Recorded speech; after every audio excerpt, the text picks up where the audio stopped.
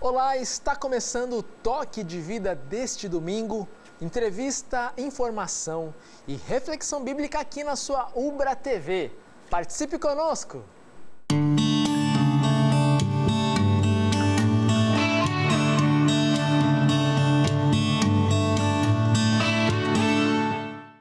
Um astronauta acaba de se deparar com a imensidão do espaço. Por algum motivo, suas amarras de proteção estão com defeitos e ele não vê alternativas para voltar à nave, menos ainda para voltar ao planeta Terra. Ele agora está à deriva na imensidão do espaço. O quão desesperador isso lhe parece?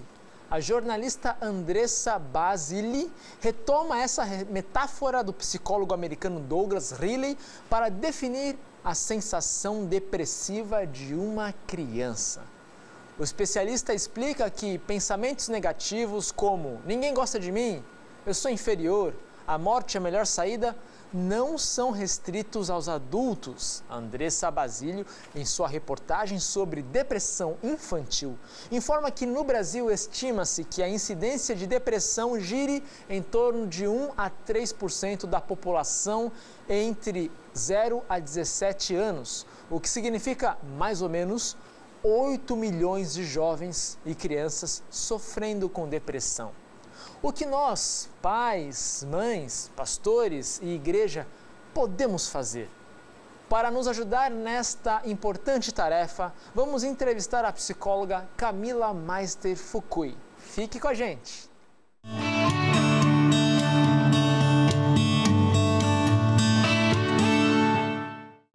Muito bem, vamos falar sobre depressão infantil com a psicóloga Camila Meister Fukui, minha digníssima esposa. Prazer tê-la aqui no nosso estúdio do Toque de Vida. Por favor, se apresente um pouquinho para o público, fala um pouco da sua formação e do seu trabalho. Obrigado o convite, esposo, né? Eu sou psicóloga, eu atuo como psicóloga clínica, né? Eu atendo crianças, adolescentes, adultos e idosos. Eu faço atendimento individual. Estou atendendo aqui em Canoas, né? Sou formada em psicologia e eu trabalho também com um trabalho voluntário com teatro, né, para adolescentes que estão em vulnerabilidade social. Hoje é um trabalho que eu faço com o projeto Pescar, né? Então eu faço teatro com eles. Ano passado era com os alunos da Escola do Guajuviras. Do bairro aqui em Canoas, né? Aqui do bairro de Canoas. A Escola Guajuviras, no bairro Guajuviras, né? Isso. Muito bem. Então, o que é, de forma geral, né, não só de crianças, o que é depressão? Num panorama amplo de todas as faixas etárias. A depressão, eu acho que é importante a gente falar primeiro o que ela não é, né? Depressão, ela não é frescura, ela não é só um desânimo natural do ser humano, ela não é falta de fé. Né? Por quê?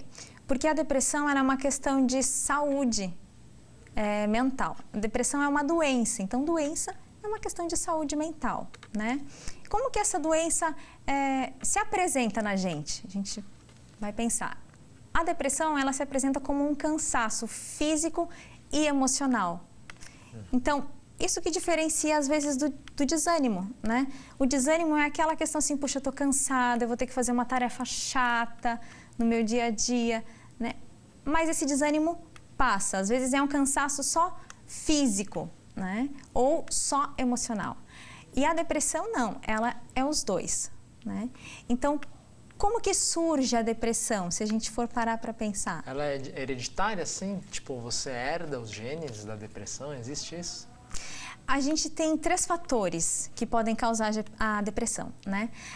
São fatores ambientais, são os fatores hereditários, que não é necessariamente genético, mas como que você teve a sua relação com o seu pai, com a sua mãe, né, nesse sentido.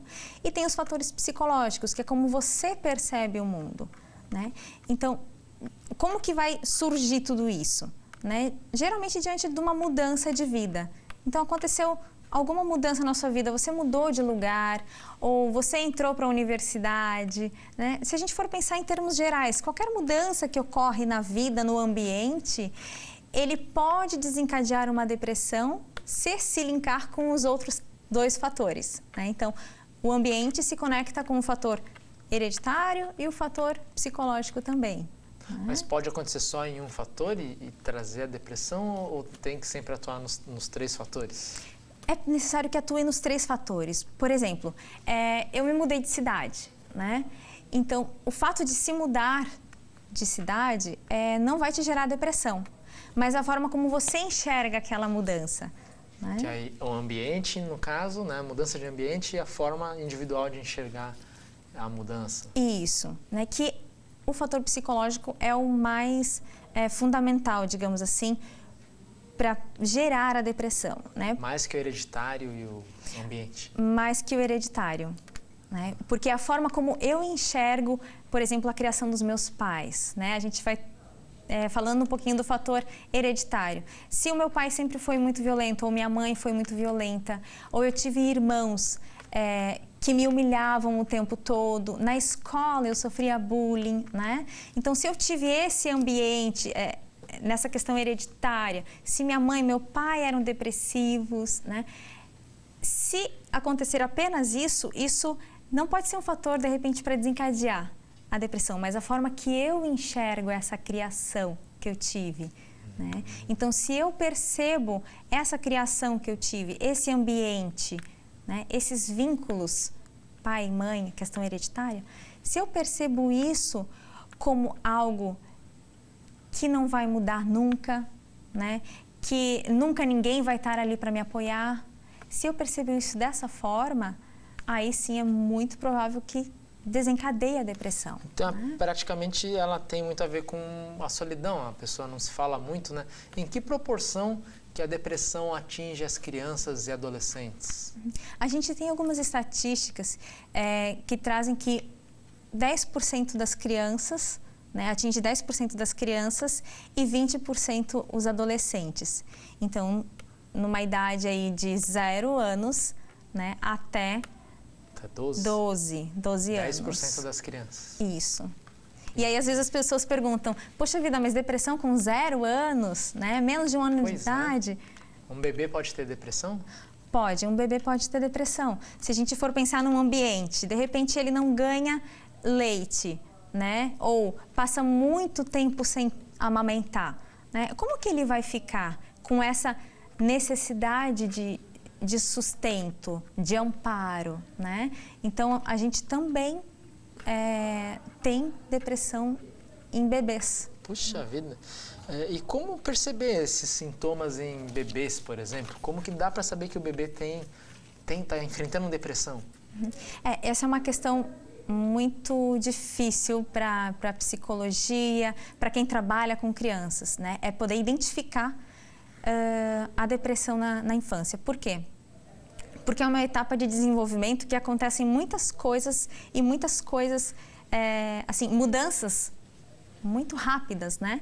Então, às vezes, é muito difícil você identificar. Em bebês, como que a gente consegue perceber? Um choro muito constante, um choro desesperador, né? Ou alteração no sono, por exemplo, um bebê que começa a dormir muito, muito, muito, ou um bebê que não consegue dormir. Alteração na alimentação, um bebê que antes se alimentava e agora não está se alimentando, ou agora se alimenta muito, né? Então, assim, não é que come demais ou come de menos, é o fato de ele ter alterado esse comportamento, né? E o que fazer quando um bebê está em depressão? Em primeiro lugar, os pais precisam, a gente precisa olhar para esses pais, né? O que acontece no ambiente desse bebê que ele está em depressão, né? O ambiente principal são os pais naquele momento. Então, a gente precisa ver o que acontece com esses pais. Às vezes, é uma questão financeira que está estressando, é uma questão, uma mudança de vida que esses pais estão passando. Às vezes, até pela própria questão da vinda de um bebê, que a gente precisa se readaptar, né, a essa mudança, que é a vinda de uma nova pessoa para a família. Como que eles estão enxergando essas mudanças? Então, o ideal é os pais procurarem ajuda, né? É necessário que os pais reconheçam que algo está acontecendo e que eles precisam procurar ajuda. E se busca ajuda onde, então? Isso, a gente busca ajuda em psicólogos, né? Psicólogos para depressão, psicólogo e psiquiatra, né? O psicólogo, ele vai trabalhar aonde que está surgindo, como que as pessoas estão enxergando essas mudanças de vida. Então, é por esse caminho que o psicólogo vai trabalhar com os pais. E nas crianças maiores, assim, como identificar a depressão? Então, por exemplo, de 1 ano até os 5 anos, né? Como que essas crianças vão se apresentar? A criança dessa idade, ela não tem o cognitivo desenvolvido por completo, ela está em desenvolvimento. Então, o que vai acontecer? Ela não vai conseguir falar. Eu tô triste, ninguém gosta de mim, eu não sou amada por ninguém, né? Eu não sou importante. Às vezes fala, mas não é sempre. Então, ela vai... Todos esses pensamentos e essas falas, ela vai mostrar no corpo. E aí, como, né?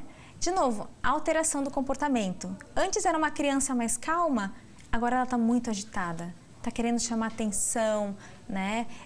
Faz muita bagunça na sala e antes ela não fazia. Alteração de sono, de alimentação também, né? Então, por exemplo, uma criança que dormia, agora não está dormindo mais. Então, qualquer alteração comportamental numa criança pode indicar uma depressão ali? Pode indicar que algo não está legal, né? E eu acho que é esse o olhar que a gente precisa ter com a criança. Você precisa acompanhar ela para saber quando ela muda, né? Sim. E o que aconteceu que mudou esse comportamento. Mas para acompanhar, então, os pais, eles têm que estar junto dos filhos, né? Porque se o pai não passa com o filho, se a mãe trabalha demais e a criança fica muito tempo na escola, né? É difícil o pai perceber, então. Porque crianças mudam o tempo todo, né? Elas vão crescendo, vão tendo alterações corriqueiras do comportamento, né? Como que um pai, uma família em que o pai e a mãe trabalham demais, a criança fica manhã, tarde e noite na escola, no judô, natação e tal, como que esses pais vão perceber, sendo que eles passam provavelmente só o fim de semana com o filho, né? De repente eles vão pensar, essa semana ele está assim, na outra ele está diferente. É difícil os pais perceberem hoje em dia essas mudanças mais permanentes, assim, né? Como que eles podem ficar de olho nos seus filhos, então, quanto a esse assunto da depressão? A gente precisa ter um olhar atento, né? Não precisa ser em quantidade. Então, por exemplo, todo dia, não que de repente ele não consiga perceber isso uma vez por semana, né? Claro, gente, é ideal que os pais estejam presentes todo dia com a criança, né?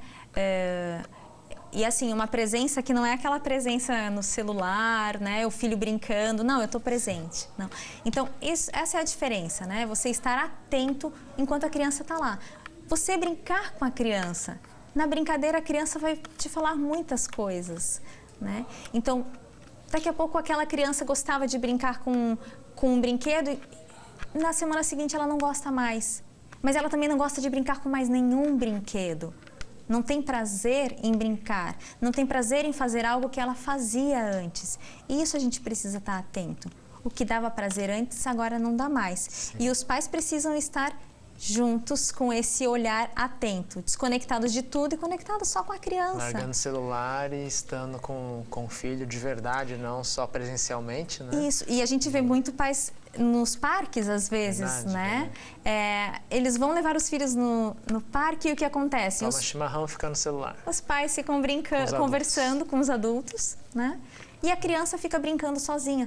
Vai com a criança, observa como que ela reage quando um outro amiguinho fica na frente dela, se ela pede licença, se ela não pede. Então, basicamente vai brincar com ela, não tem muita regra assim, né?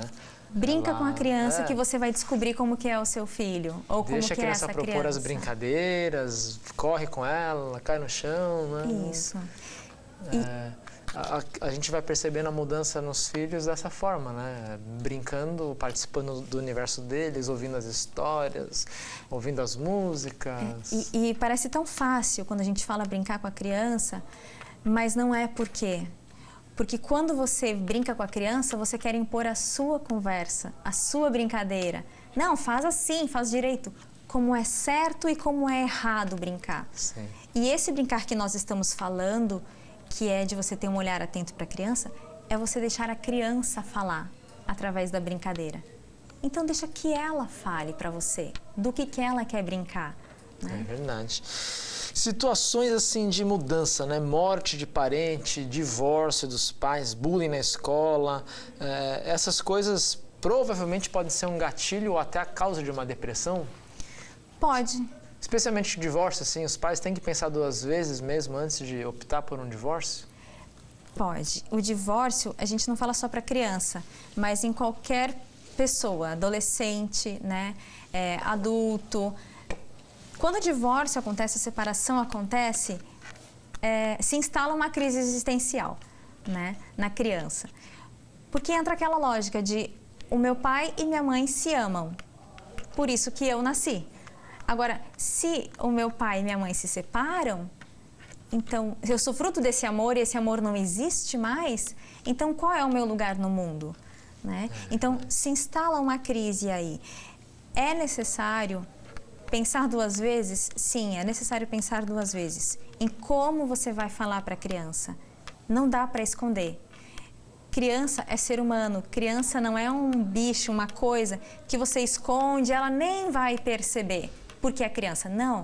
Justamente porque é criança, é um ser humano, você precisa falar para ela, na linguagem dela, né, o que está acontecendo no mundo dela. E às vezes as pessoas evitam de falar sobre luto, por exemplo, com a criança. E isso pode desencadear sérios problemas depois. Né? Até transtorno obsessivo-compulsivo, toque, por exemplo. Né? Então, uma mudança que ela não foi explicada, não foi conversada com a criança, né, pode trazer sérios problemas. Nós temos uma pergunta para a volta do intervalo, que é a seguinte: a agenda lotada de compromissos para as crianças eleva o grau de estresse e depressão? Então, a psicóloga Camila, ela vai responder na volta do intervalo a essa pergunta. Essa agenda lotada das crianças pode levar a criança a um quadro depressivo? Fique aí, nós já voltamos.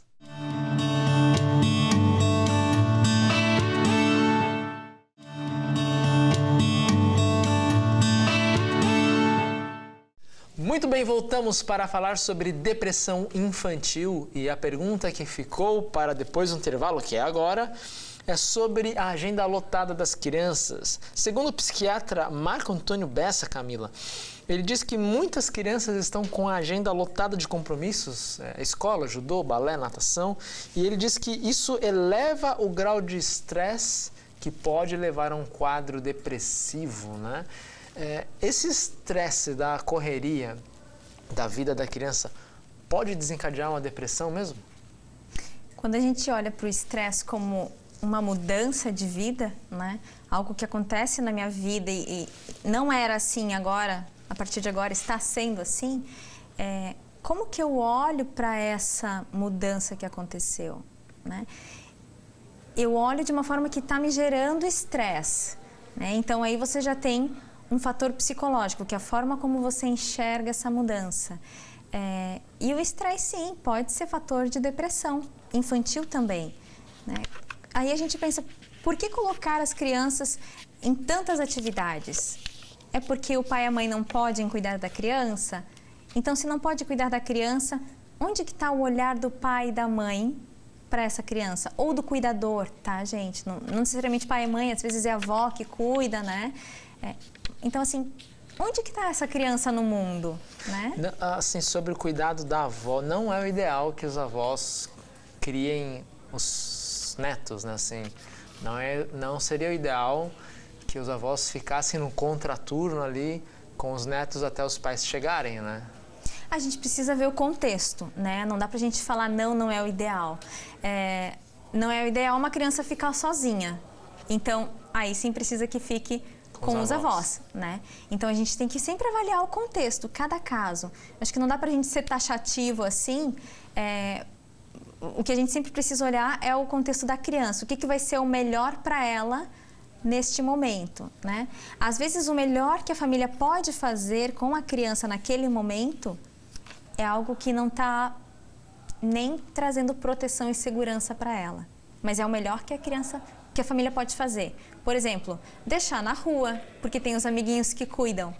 Ok, mas isso não é o melhor, conforme o Mas conselho... isso o governo teria que intervir, certo? Exatamente. Isso que a criança não pode ficar na rua. Isso que eu ia entrar, né? A criança tem que ter um mínimo de proteção e segurança, né? Justamente porque ela está em desenvolvimento. Então, esse mínimo que está no Estatuto da Criança e da Adolescência, dos adolescentes, é o mínimo que a gente precisa fazer como sociedade, né? Agora, se a criança ser cuidada pelo avô ou pela avó vai prejudicar a criança, a gente precisa pensar que vai prejudicar o avô, né? Porque está tirando do avô e da avó o direito de ser avô e avó, de mimar. Que eles vão ter que ser pai e mãe, vão ter que dar bronca, falar não, né? Eles vão ter que ser responsáveis pela criança. E essa criança não vai ter o avô e a avó, né? Então, por esse lado, a gente pode olhar essa questão do avô e da avó cuidar da criança, né? É verdade. Nesse mundo tão corrido, né, tem a questão dos aparelhos eletrônicos. Aí, talvez, pegando mais a questão dos jovens, né? Por que o aparelho eletrônico poderia gerar um gatilho para depressão entre adolescentes? Qual é o problema do smartphone ou da internet em casa? O problema é que quando você se desconecta de outros contextos, né? E a depressão, ela é uma doença muito complexa, porque quanto mais você não tem vontade de se conectar com atividades, com pessoas, né? E aí, quanto mais você deixa de se conectar, mais você entra na depressão, né? E se o smartphone está fazendo isso, está fazendo você se desconectar de outros contextos, e aí você só se apoia em um, quando esse um falha, como que fica? Né? E aí eu vou fazer um parâmetro assim, a gente precisa ter vários contextos, várias âncoras, né? A família, a igreja, a escola, os amigos. Uma hora, uma dessas âncoras vai entrar em conflito, mas eu tenho as outras que me sustentam. Né? E a depressão é isso, é você não ter esperança, não ter amparo em momento algum. É um pensamento muito recorrente, um sentimento muito recorrente de desamparo, né? Então, você precisa ter amparo em várias áreas. Né? Agora, se você se restringe só ao smartphone, a essa conexão, a essa atividade, quando isso falha? Né? Como que fica? É possível, então, que conselho prático a gente poderia dar para os pais que têm adolescentes em casa, né? Sobre o uso das tecnologias e da internet, enfim, horários. Existe alguma dica prática, assim? Faça aquilo que você... faça com que a tecnologia se conecte você e o seu filho, né? Digamos assim, é um princípio. E aí a forma como você vai fazer isso vai da sua criatividade, né? Então você vai jogar videogame com seu filho, né? Vai jogar o joguinho no smartphone com seu filho, vai lá, né? Deixa o teu filho te ensinar, né? Deixa ele mostrar o que ele sabe, deixa ele falar. Que legal. Então, dá para tirar um pouquinho o smartphone? Dá. Para quê? Para você se conectar com seu filho. Vai jogar futebol, né? Mas pode usar, então. Pode ter videogame, pode ter smartphone, que não tem problema. Pode. O que é necessário é a gente ver o equilíbrio. O quanto disso está conectando vocês e o quanto está desconectando. Se os pais jogarem junto, isso seria até um motivo de apoio, assim. Seria videogame, um motivo. a internet. Isso. Falaria dos mesmos assuntos, eu imagino, né? Se aproximariam, né? Então, a partir do momento que você se aproxima do seu filho ou dessa criança, né? Eu não vejo algo como algo que tenha que retirar, né? Legal, muito bem. Vocês que estão nos ouvindo, essa entrevista está sendo gravada para toda a eternidade e a minha filha Kemi vai assistir lá no futuro e ela vai ser usada contra você no futuro quando a gente comprar o videogame. Muito bem, que legal. Dá para ter então as tecnologias, o PlayStation 4, jogar com a filha, né? E tá ali Dá, junto, desde né? que o pai não fique jogando sozinho o PlayStation 4 e jogue com a filha. Sim, é para conectar e não para se desconectar. Conecta junto, isso é muito bom.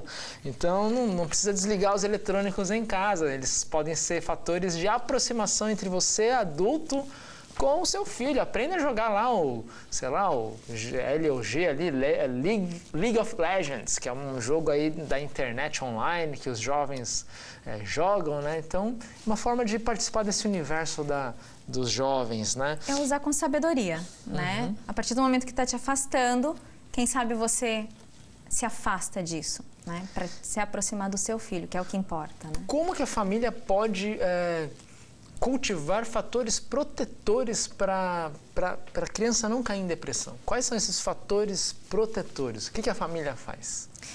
Bacana. Quando a gente pensa nos fatores protetores, a gente vai olhar para os fatores de risco.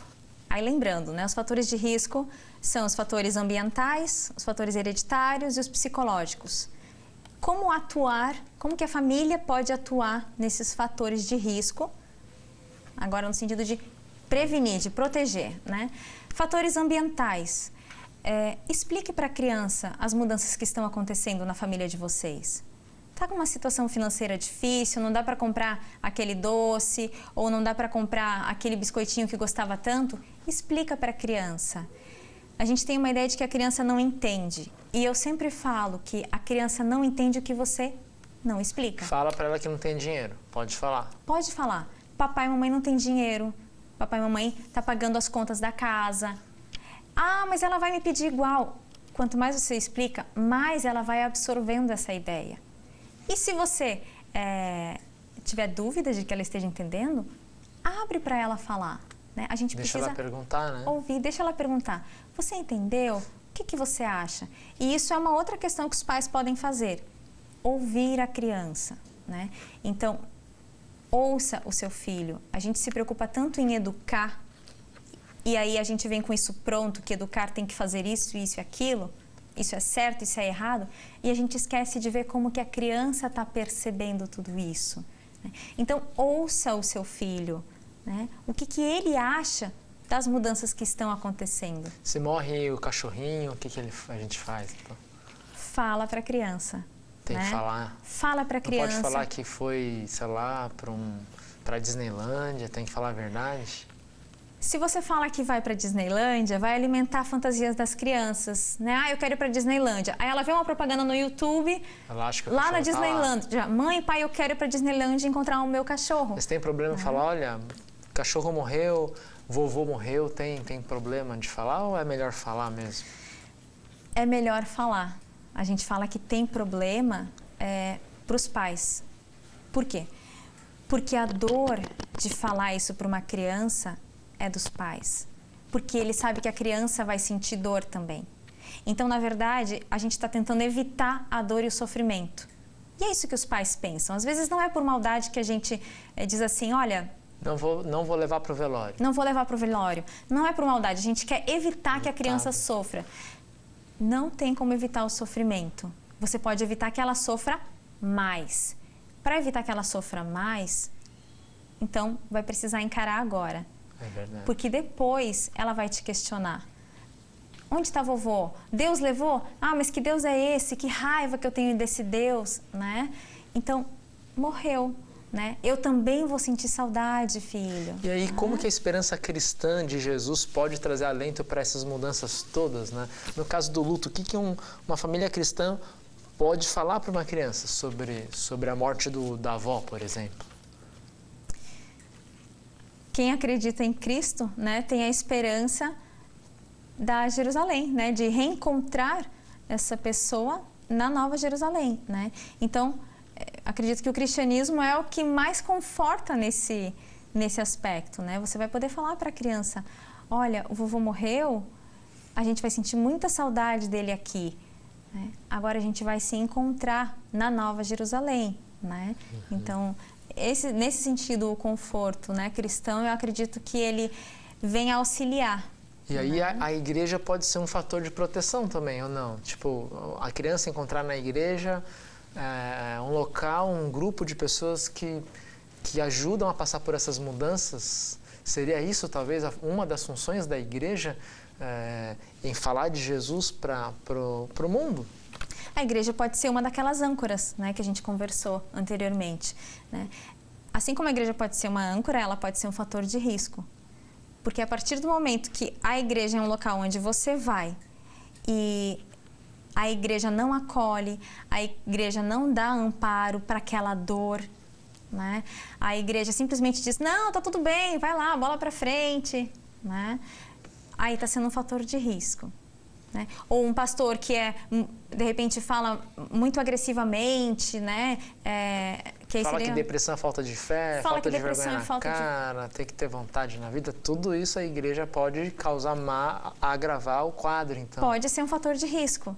Né? E aí, gente, eu falo igreja, mas não é só igreja, qualquer ambiente, escola, né? Então, o que se faz nesses ambientes, tá? A igreja pode ser um fator de risco e pode ser um fator protetivo. E como que a igreja se torna um fator de proteção? Quando olha para esse ser humano em sofrimento e acolhe o sofrimento dele. Em termos práticos, o que é isso? Né? É você olhar para a dor daquela pessoa e não julgar. Não falar que é frescura, não falar que é falta de Deus, não falar que é pecado, simplesmente. É você olhar e sentir a dor com ela, né? Sim. Você dizer, deve estar doendo muito. Você quer falar disso?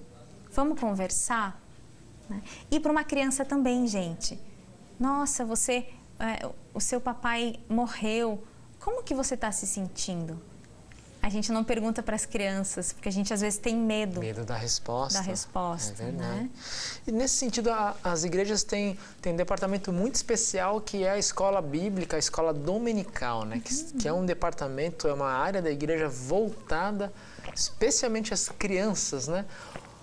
O que a professora, a equipe de escola bíblica, de escola dominical pode fazer para tanto prevenir depressão infantil, mas também, de certa forma, até apontar riscos para um pai, para uma mãe, assim, chegar no pai e na mãe e dizer, olha, seu filho está mudando o comportamento. Né?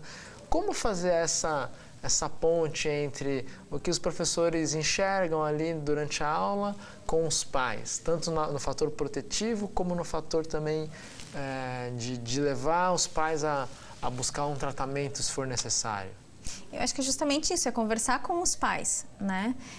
Não deixar que a escola bíblica ou a escola bíblica infantil seja só aquele momento da aula, né? Se você percebe que a criança está mudando de comportamento, que ela está mais apática, que antes ela brincava bastante, agora ela não brinca mais, que antes ela pintava e gostava. Mas digamos que é uma criança nova, né? Porque mudança de comportamento você tem que conhecer a criança, é difícil você às vezes... ver mudança de comportamento, especialmente nas igrejas em que as famílias vão para o culto 2 vezes por mês, então a mudança não é constatada assim em um espaço tão grande de tempo, né?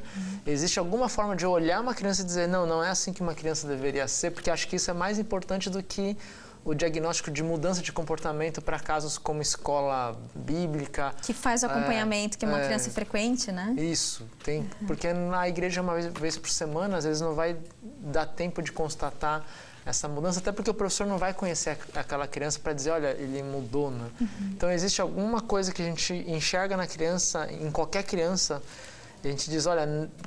Não vou dizer que é depressão, mas não é assim que uma criança deveria estar. Ele tem algo acontecendo? Tem algo acontecendo. Tem, né? A criança que é muito agitada, ou a criança que é muito apática, que não quer brincar com ninguém, que não tem prazer em brincar, né? Ela escolhe um brinquedo, ela olha, aquilo não traz nada para ela, não se vincula. Uma criança que é agredida e não se defende também seria uma criança que é agredida e não se defende. Uma criança que agride os outros também. Isso, a gente tem os dois extremos, né? Então, ou uma criança que se isola, ou uma criança que, de alguma forma, é agressiva ou quer chamar a atenção, seja por meio da bagunça, por meio da agressividade, né? Por meio de uma fala. Nesses casos, a gente pode chegar nos pais e apontar, olha... Eu sugiro que você busque um psicólogo, por exemplo. Se você fizer isso, o pai vai dizer, quem que você pensa que eu sou, né? Então, de repente, é de novo aquela ideia. Ouçam os pais também, né? É você chegar para o pai e perguntar, pai, eu vi que o seu filho hoje se comportou assim, assim, assim. Acontece alguma coisa para ele estar assim, né? E aí o pai vai falar, não acontece, quem que você pensa que é? Não, é que eu vi que ele estava aqui. Como você deixou ele comigo, eu como responsável... né? Então eu gostaria de saber se a gente pode ajudar em alguma coisa. Se a igreja pode auxiliar. Se a igreja pode ser útil, né? Olha, não tem nada que você possa fazer, né? Às vezes os pais são mais rígidos, porque também fere um pouco a ideia de ser pai e mãe, né? Então o que você pode fazer? Olha, se precisar, tem um contato de um psicólogo, ou liga para o meu pastor, ou me liga, né? Fala no WhatsApp, a gente pode conversar, a gente fica sempre à disposição aqui. Né? Que legal. Para abrir e poder auxiliar. Muito bem, então, a gente teria ainda outras perguntas, mas vamos ter que encerrar por aqui por causa do nosso tempo. Fabiana aí, nosso produtor, já está sinalizando. Mas muito bem, muito obrigado, Camila, psicóloga, também minha esposa, mãe da minha filha, da nossa filha, esteve aqui com a gente falando sobre depressão. Você que tem alguma pergunta sobre esse tema, por favor, mande a sua mensagem para o contato que aparece aí na sua tela, não só sobre depressão infantil, você pode também, por meio desses contatos, sugerir assuntos, perguntar, fazer perguntas, você pode fazer críticas ao nosso programa, estamos aí à disposição de você também. Se você necessita até de algum encaminhamento para psicólogos, se você acha que seu filho, sua filha está sofrendo com depressão infantil ou depressão de adolescente, por favor, nós estamos aí à disposição, tanto na pastoral universitária, por meio de novo desses contatos também, ou a gente pode encaminhar você aqui para órgãos da própria Universidade Luterana do Brasil, a Multiclínica, que tem atendimento psicológico para várias faixas etárias. Então entre em contato com a gente. Muito obrigado pela sua companhia. No terceiro bloco, voltamos com mensagem bíblica e oração. Fique com a gente.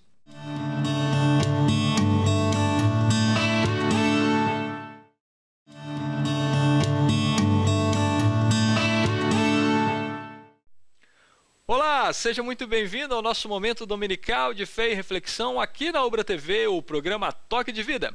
Para mim é sempre um privilégio entrar na tua casa, te encontrar no teu trabalho ou ser a tua companhia por onde estiveres.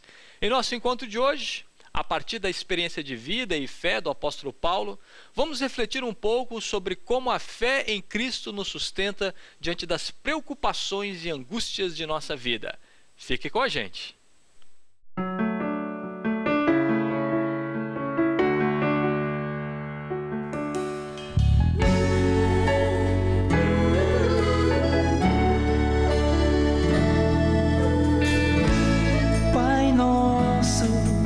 Estás no céu, santificado seja o teu nome. Venha a nós o teu reino e seja feito a tua vontade, assim na terra como no céu. De cada dia, dai-nos hoje, dai-nos hoje.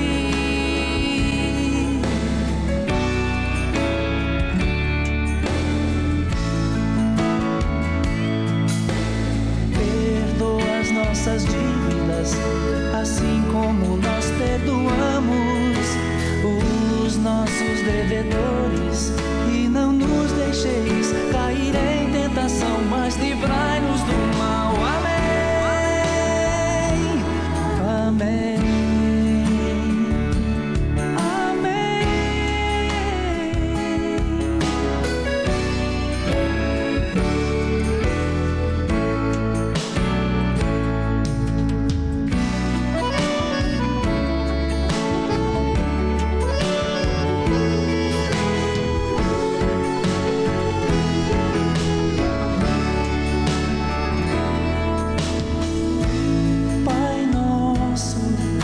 Estás no céu,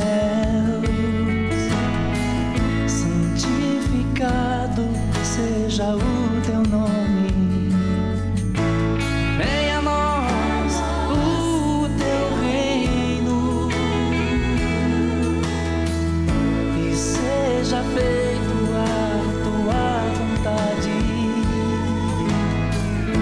assim na terra como no céu.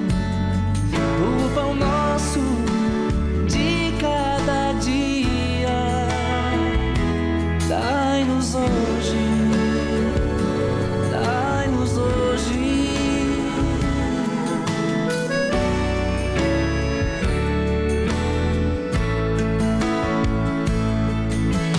Perdoa as nossas dívidas, assim como nós perdoamos os nossos devedores, e não nos deixeis cair em tentação, mas livrai-nos do mal. Amém. Amém. Amém.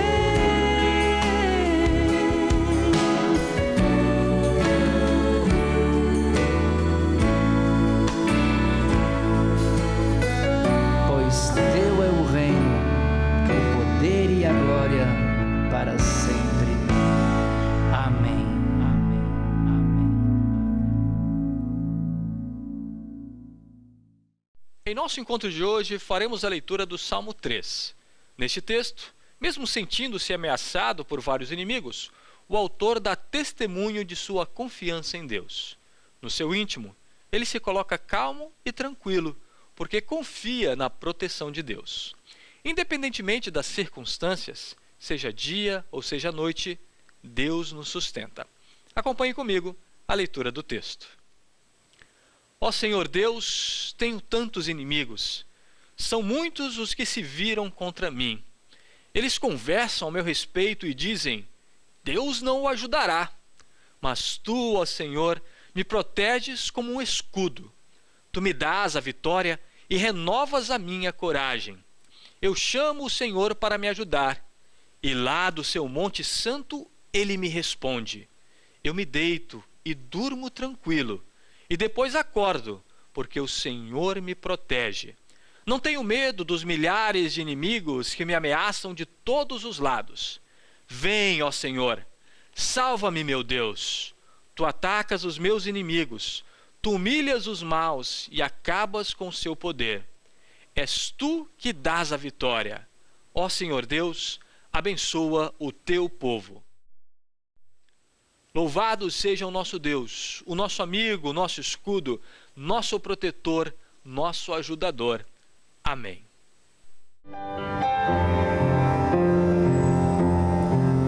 Para saber o que é certo em meio à incerteza, é preciso confiar. A certeza está em Cristo que nos ama e nos leva ao mesmo lugar.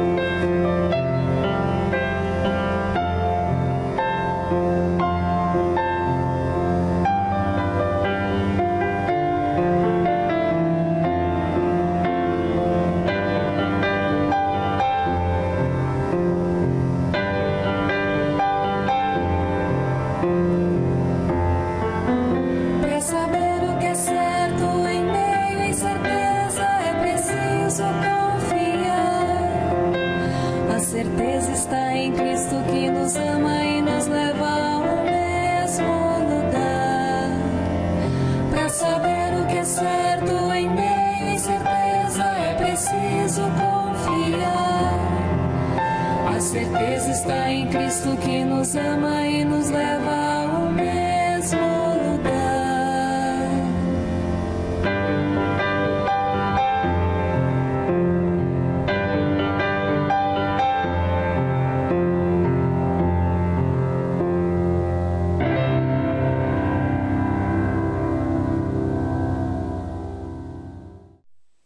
Tenham sempre alegria, unidos com o Senhor, repito, tenham alegria. Sejam amáveis com todos, o Senhor virá logo. Não se preocupem com nada, mas em todas as orações peçam a Deus o que vocês precisam e orem sempre com o coração agradecido. E a paz de Deus, que ninguém consegue entender, guardará o coração e a mente de vocês, pois vocês estão unidos com Cristo Jesus. No final dos anos 80, uma música se tornou muito popular nos Estados Unidos e é também bastante conhecida aqui no Brasil. Ela começava com um assovio descontraído.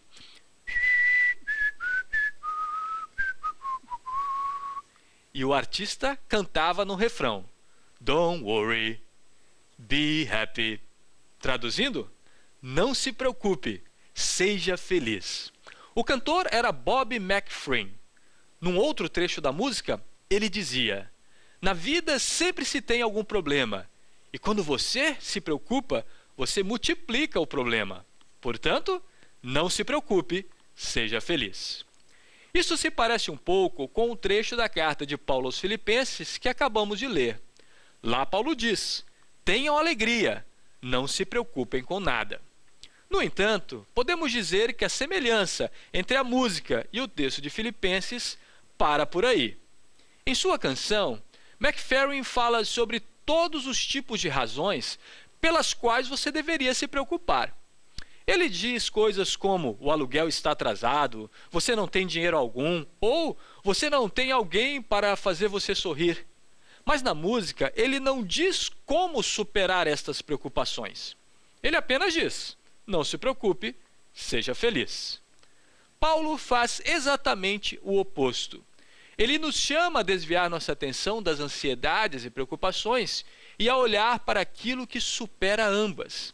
Ele nos convida a olhar para o que conta na vida.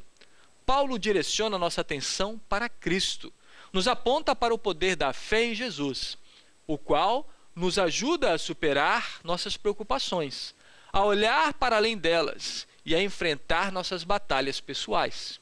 Paulo nos admoesta a confiar no poder da fé em Jesus Cristo, pois Ele está aqui ao nosso lado para nos ajudar a superar tudo o que está contra nós. Se você pensa que Paulo dizia isto porque ele estava vivendo uma vida boa, sem preocupações, cheio de dinheiro no banco, desfrutando 2 meses de férias por ano numa casa de verão em alguma ilha grega, você está redondamente enganado. Na verdade, quando Paulo escreveu essas palavras, ele estava em uma prisão domiciliar, condenado por causa de sua fé em Jesus. Ele estava esperando por uma audiência na capital do império, sendo que sua vida estava em risco neste processo. Paulo tinha credibilidade para falar sobre preocupações, para falar sobre estresse, para falar sobre todas estas coisas. E então ele diz: ouça, eu tenho algo a dizer para você. Há poder em saber quem é Jesus Cristo e em colocar o poder da fé em Cristo no enfrentamento de nossos problemas do dia a dia. Paulo tinha uma mensagem essencial para aquele que lida com angústias e sofrimentos: Cristo Jesus. Foi o Jesus crucificado que deu a Paulo forças para continuar sua missão e manter-se fiel enfrentando seus próprios dilemas. Tenha sempre esta certeza: Deus está nessa luta contigo. Não importa o que estejas enfrentando, não importa quão feio seja o teu oponente, aquele que venceu o mal deste mundo está contigo. Nesta fé, oramos dizendo: Pai Celestial, nós te louvamos por teu Filho, nosso Senhor e Salvador Jesus. Ele é o nosso maravilhoso conselheiro, o nosso Deus forte, o nosso príncipe da paz. Amém.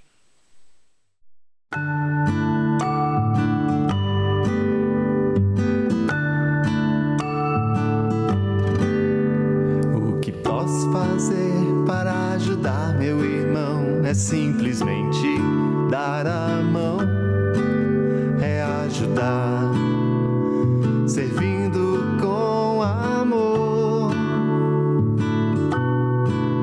E ao ajudar, Jesus comigo está. É simplesmente sorrir. É simplesmente ouvir. É simplesmente cantar. É simplesmente amar.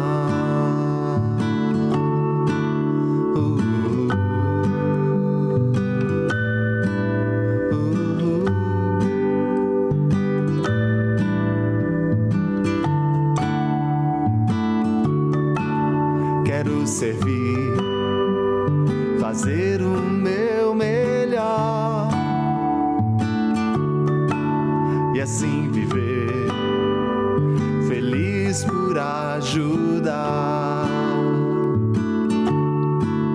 É simplesmente sorrir. É simplesmente ouvir. É simplesmente cantar. É simplesmente amar.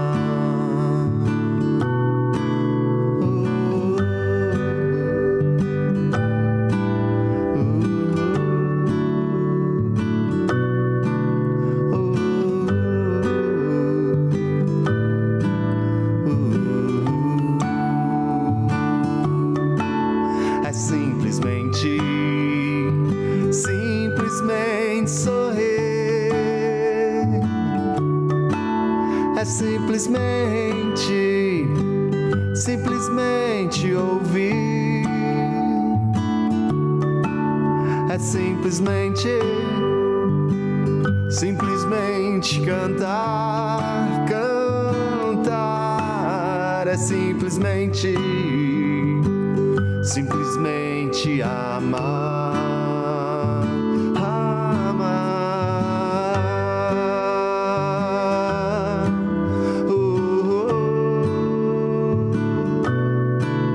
É simplesmente amar. É simplesmente amar.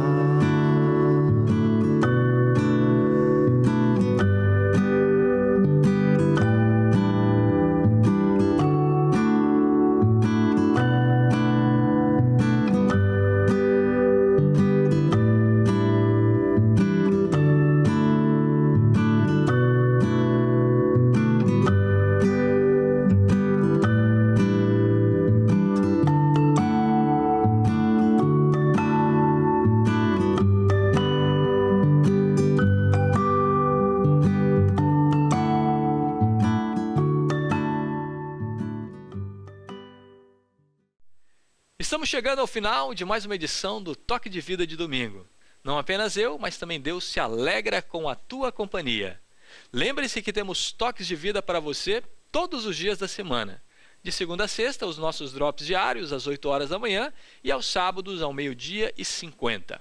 Aos domingos, às 8 horas, nosso programa com 1 hora de duração, trazendo ótimas entrevistas e um enriquecedor momento de reflexão.